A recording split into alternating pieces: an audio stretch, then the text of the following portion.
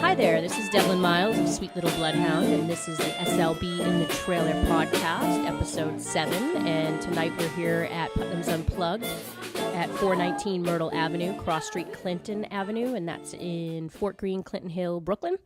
And we're really excited about the artists we have tonight. It's a great daylight out upstairs because of the daylight savings time that happened last night, so we're all a little lack of sleep, but we'll go with that.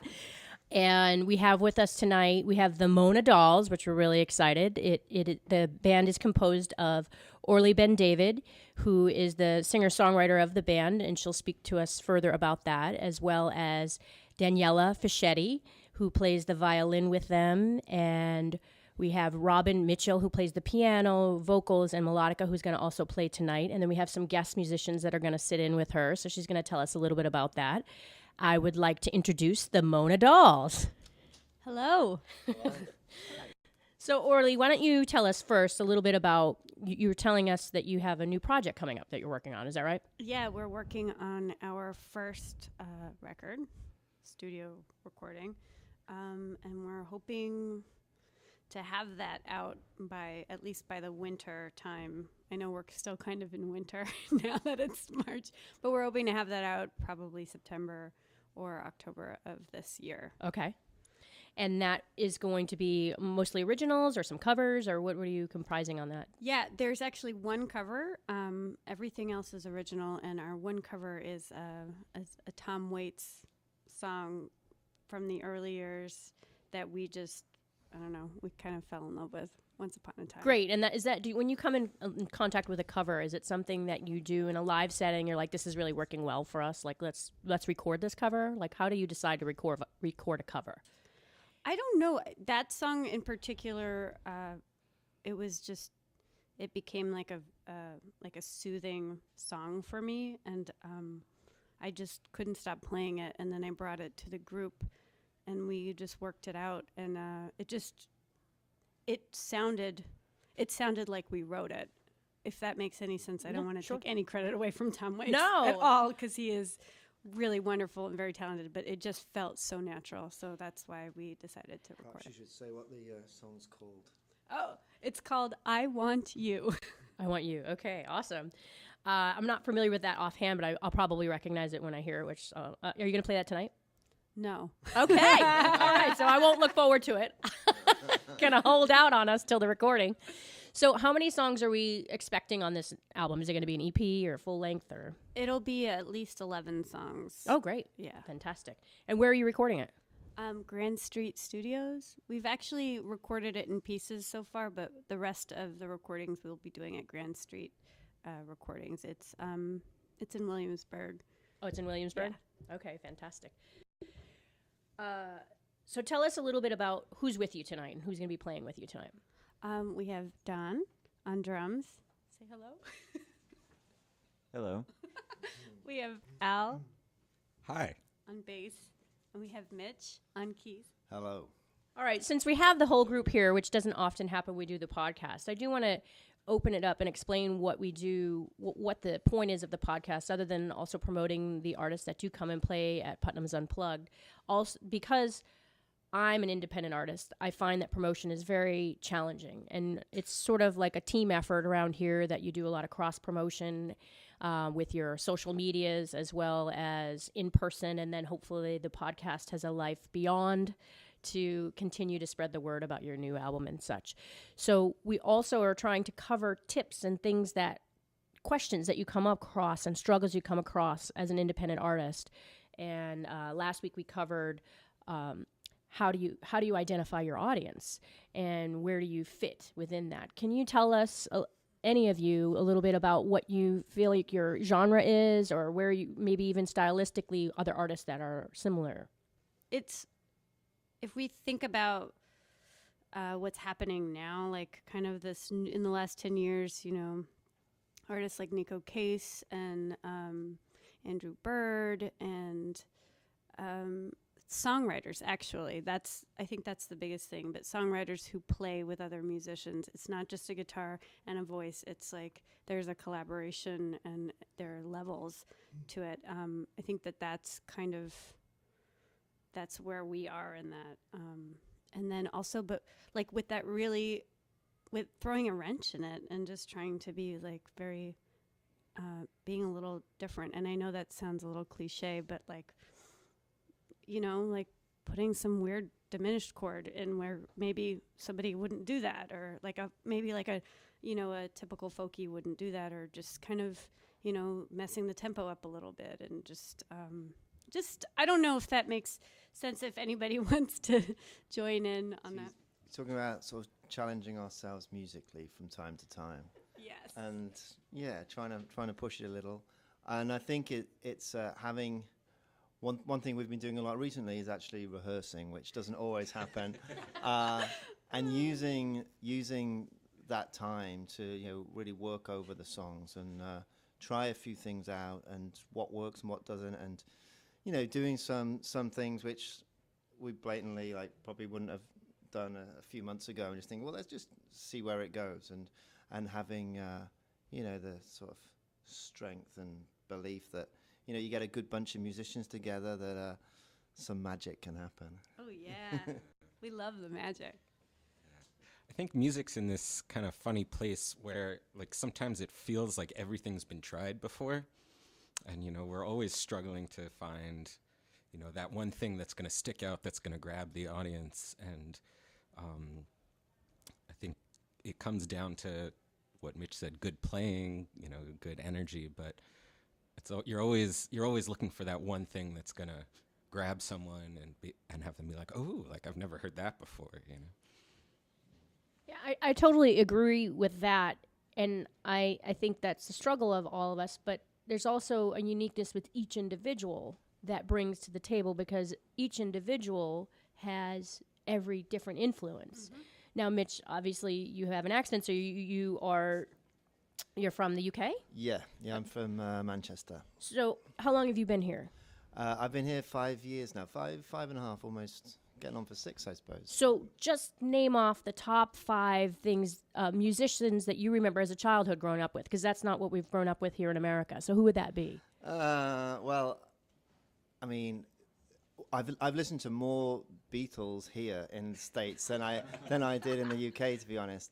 But the Beatles were an influence, and I was actually listening to, I guess, a lot of American artists, and certainly people talk about the accent, and whenever you hear British people sing, they're like, well, how come you lose your accent when you sing? and I do it too, and it's because right from the early days, from the Beatles and stuff, we listened to a lot of these American artists, and that was kind of how your ears, that's how it's supposed to sound. So a lot of us Brits, when we sing, you might think that we lose our accent, but other Brits might say, how come you're sounding like an American? Really interesting. Yeah. That is, I noticed that too with Australian accents too. Not to compare your accent, but I follow Missy Higgins, and when she sings, it's very rare that you'll hear a word that sounds like, oh, that's not an American. It's not said in an American way. But in that sense, you said the Beatles. Yeah. I want 3 more artists from when you were young. You said they were American, but there's a chance they weren't famous here, because that happens a lot where they might be famous abroad, but not here. Yeah, I was listening to a lot of weird stuff. Not weird, but in my teens, I got into soul, and I started listening to Luther Vandross and people like that, and Hall and Oates, Philly, weren't they? Philly pop. And then the old classics like Dylan and Joni Mitchell and. Okay, fantastic. But going off the influences, let's have the top 3 for all of you, because that in itself will make your sound unique. So, Orly, who would be yours? Ani DiFranco saved my life. And I'm glad to see Don shaking his fist at that. That's cool. Yeah, that's right. Buffalo, New York. She was the reason why I ever even picked up an instrument, period. Joni Mitchell, and I don't know. There's so many people, songwriters like Ryan Adams and Dylan and Joni Mitchell. Did I say that? I'm sure I did. And just like Say it again. yeah, I mean, just like really solid songs. And Joni Mitchell, right? Joni Fabulous. Mitchell. Okay. Al, give us a couple of yours. I have a weird history. My parents were folkies, and they raised me on Pete Seeger and Dylan and all that. And then I discovered the Beatles, and that changed my life. And then I discovered Black Sabbath, and that changed my life again. And then I discovered Tom Waits, and my life was totally different another time. So it's been this kind of journey where, I have all of these different worlds to kind of choose from and to, to draw on, as the case may be. Every day of the week I'm playing a different kind of music, and that's what I love to do. And Don? I've been raised on classic rock since my car seat days, like the Eagles and, everything from that era. But as I started playing drums, I started to appreciate more textural artists like Joey Santiago from the Pixies or David Byrne of the Talking Heads, that sort of thing, where it's not necessarily technically proficient, but it invokes a feeling. And that's kind of where I come from. That's a really great point. The feeling of music in itself. Can you each tell me the time that you remember, oh, God, that song just changed my life? Or the first time, because oftentimes I'll hear a song for the first time, and that's when you know it's a hit. Like I remember when I heard Evanescence years ago, the first song they did, which was Wake Me Up, I think it was called. I mean, I heard that on the radio. It was like, that's ridiculous. So amazing. So do you have a moment, any moment, it doesn't have to be when you were a child, that you can remember that identifying moment, this is something that's going to be a hit or anything like that, or it's talked to you personally? No order.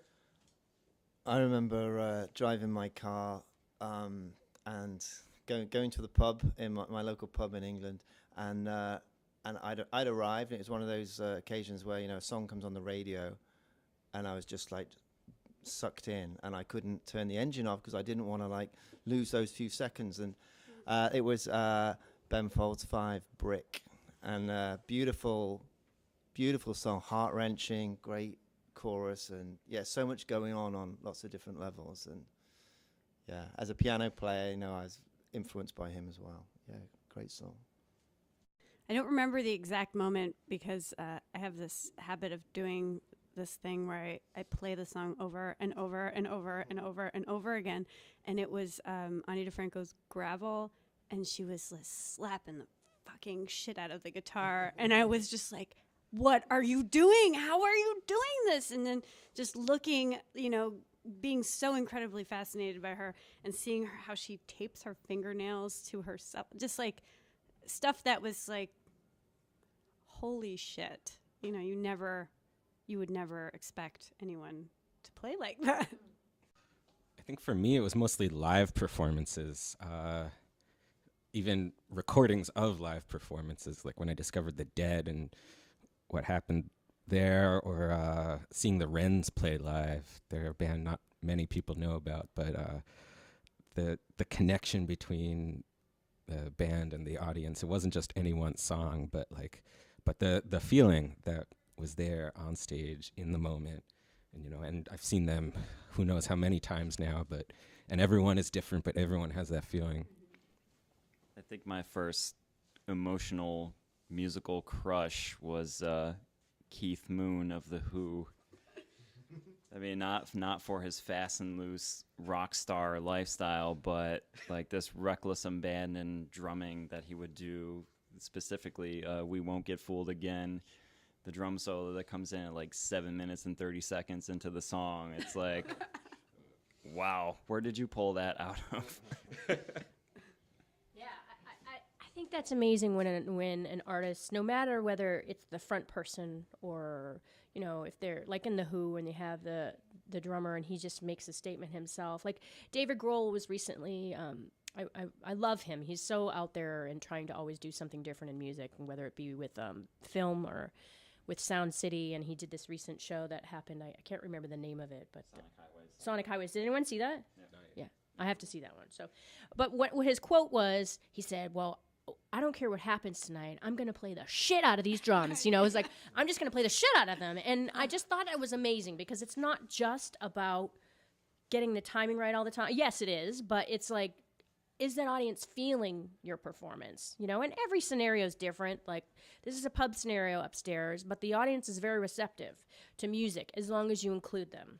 Now, I've seen artists come and go through the doors that they might be really fantastic musicians, and that will draw them in to an extent. But it won't keep their attention if they don't acknowledge the audience. So I feel that's really important, just in general, to be like, oh, you notice somebody, you have something in common. I find that is a really key thing to do, especially as an indie artist, to draw through lines with the audience so that they will follow you. They will come up and buy a CD. They will want to get on your fan list. Because I think there's so many competitive things right now for your attention. I feel like that's a really important thing. This part I like to ask people, and since we're all musicians, whether you're all in this project permanently or you fill in from time to time, I think it's important if you have a purpose. If you ever realized as an artist that this is my purpose, music was chosen for me and I have a purpose as a musician. Anybody want to speak on that? Music as a purpose. In your life, if you feel like I have a purpose with this, my mission is such and such. Sometimes people have a strong opinion. I definitely use music to connect with people, and yeah, I think it's helped me throughout my life. I've been at times quite shy and reserved, and music has opened doors and led to like friendships and relationships that I don't think I would have had the nerve to develop myself. So music's kind of been like a crutch for me at times, and a friend. And then just like I was saying, like, for example, going traveling with a guitar, it's when I was younger, like going around Europe, and it's like a campfire, and that's what goes together with a campfire. Like, people want to come around you, and you just like make all these connections, and I think that's just carried on for me. It's a way to connect. This is a good question because sometimes I ask myself, like, why the hell do I do anything I do? And that's like, I'm so compelled to write these songs, even if nobody ever hears them. I don't know why. Like, there's no reason. And I mean, there are reasons too, but that's also this concept for me of like performing and being able to be very loud. I know that sounds strange, but like if I couldn't exert all the energy that I have inside of me, I think I would spontaneously combust. What neither Mitch or Orly have mentioned is that actually the three of us are music therapists as well as gigging musicians, and Fabulous. Which I think so. But, Good. but so we're not only working with our own connections to music, but every day we're helping other people use their connection to music for healing and for change and growth. And yet we still don't really get it. Like, none of us know, like, we all know music is this like really important, huge thing in every single person's life, and no one knows why. It's like bigger than any of us. It's bigger than a performance or a connection. It's really like kind of unfathomable. And so we know how to harness it in a way. That's what we do when we play, but it really is sort of like you can't explain it. Right. There's no reason why. And I think that discipline of music is what makes you, the discipline of learning it and actually structuring it, and that makes it like tolerable for other people because, you have to like contain that energy that you're talking about. And Dawn, did you have something that you remember, a moment where it was a purpose for you, or a defining moment in that respect, or what your purpose is? Well, to echo Mitch, Orly, and Al, it's a release and it's a therapeutic experience. I mean, some people run marathons, some people design buildings. We play music, and that's how you define us. That's how we would like to be defined, and that's how we kind of relate to other people. Hell yeah.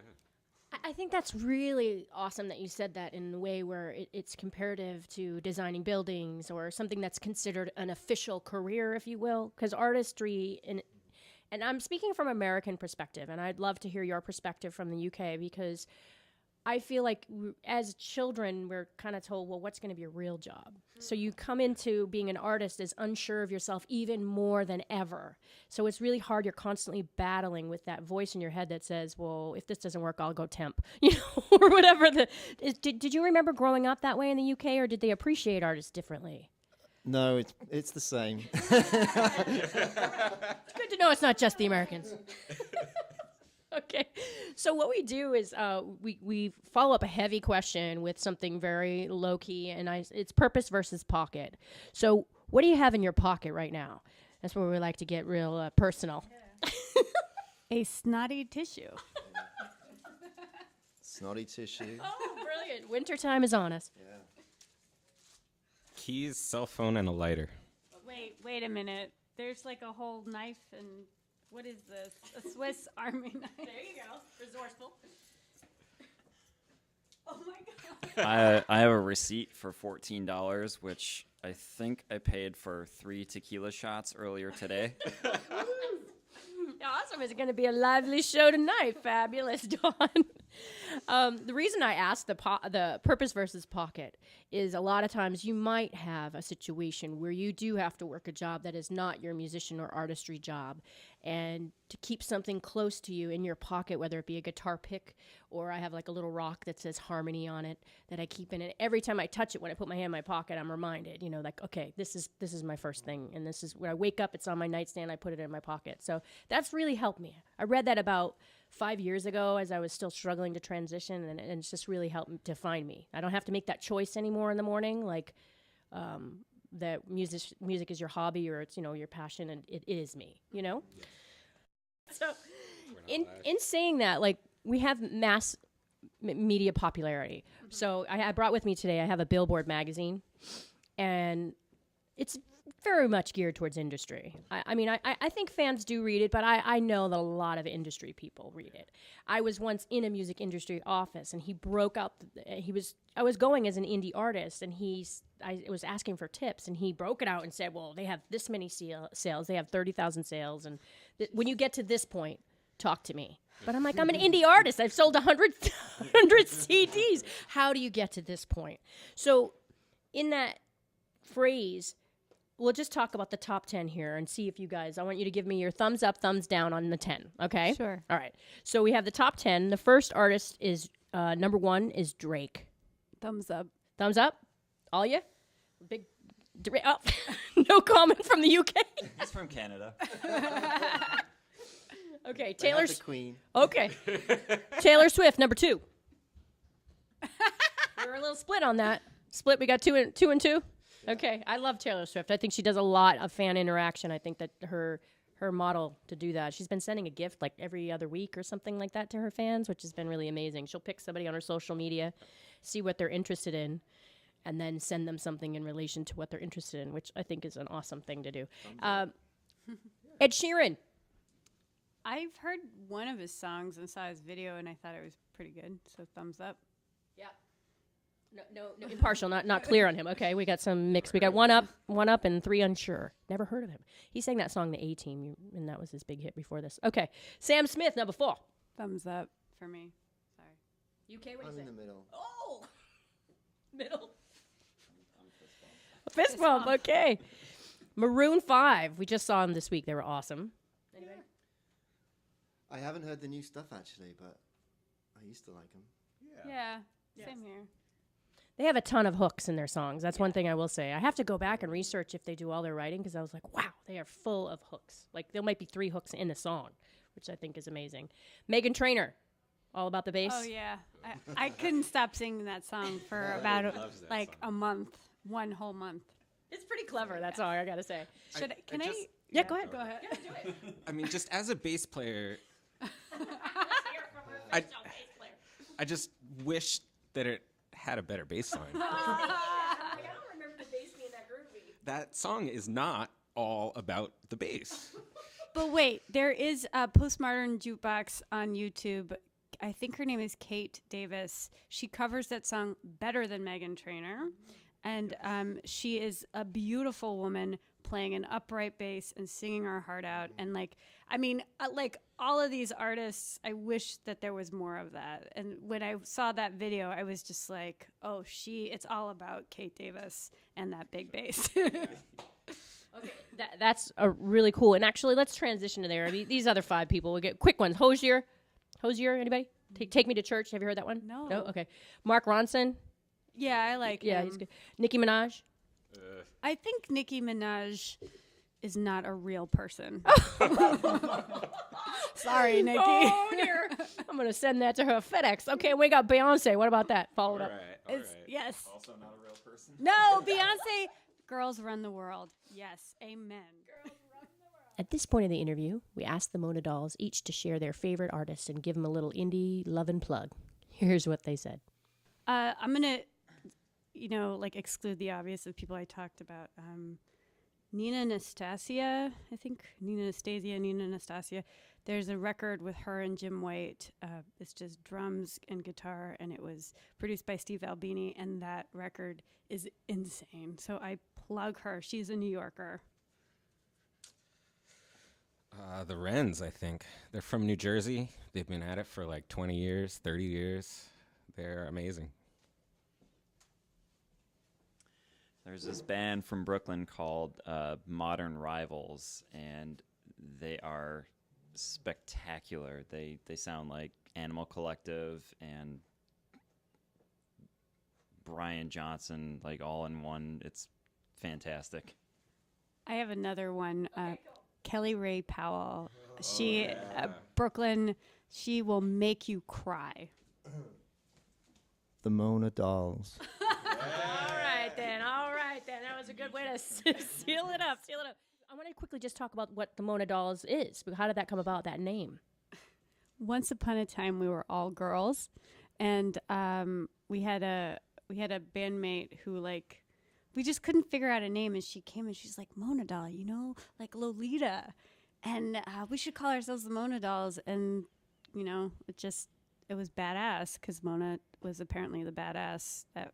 I love that, and I wanted to say the Mona Dahls found me, or I was referred to them through Carol Ann Solabello, who is also a fabulous songwriter who has played here at Putnam's a couple of times, and we'll give her little indie plug as well. Yep. She's got some fabulous songs. Where can we find and follow you? Sure, www.themonadahls.com. And how are we spelling Oh, that? thank you. Yes, I always forget. It's Mona, Mona, and then Dahl is DAHLS.com. Well, I want to thank you all for coming tonight, and we're going to take some time and go ahead and set up upstairs for the Putnam's Unplugged. We're here at 419 Myrtle Avenue, and the cross street is Clinton Avenue. We're happy to have the Mona Dahls. They're going to be going on at 8, and then we're followed by the Japanese pop band, Robin's Egg Blue, which I'm really excited to see how they, sound live. We'll be returning with Songwriter Night March 22nd, so we look forward to seeing you and hearing you then. Bye-bye. Thank you for listening. This has been an SLB in the Trailer podcast, episode 7, copyright production for Kim Nicolaius and Devlin Miles of Sweet Little Bloodhound. If you've been listening up until this point, you probably recognize that we'd like to start with live clips from the show whenever possible to tease you about the artists we're going to interview. And then at the end of the show, we'll close with more live clips, as long as the sound gods are in our favor. And tonight they were. So without further ado, here are the Mona Dahls. Check it out. What else my feet is knee high. So full of that.